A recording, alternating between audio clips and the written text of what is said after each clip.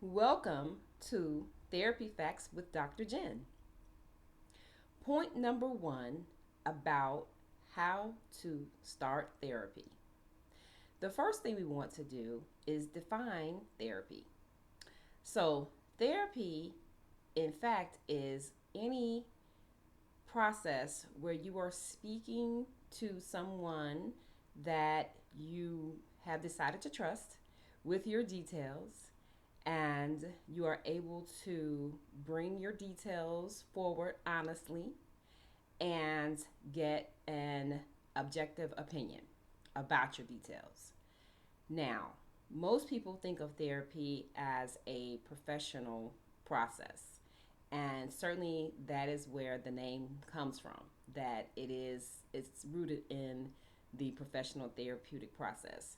However, most of us know that we get plenty of therapy in places other than a professional therapy room.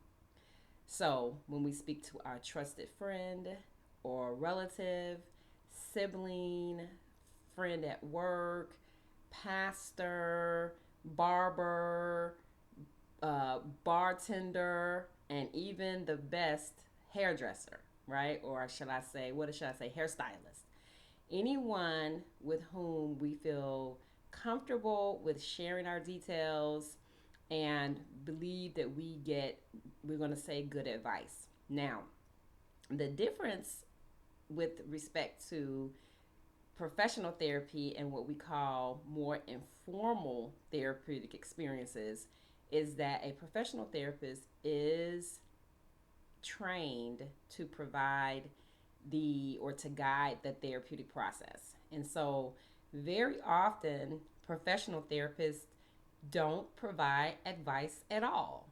So, if you're finding yourself in a position where people are listening to you and giving you their opinion, giving you their advice, telling you what they would do if they were you, you're probably not in a professional therapeutic setting.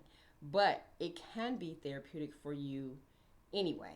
So we professional therapists do not look down upon informal therapy experiences because that may be the only thing that people get.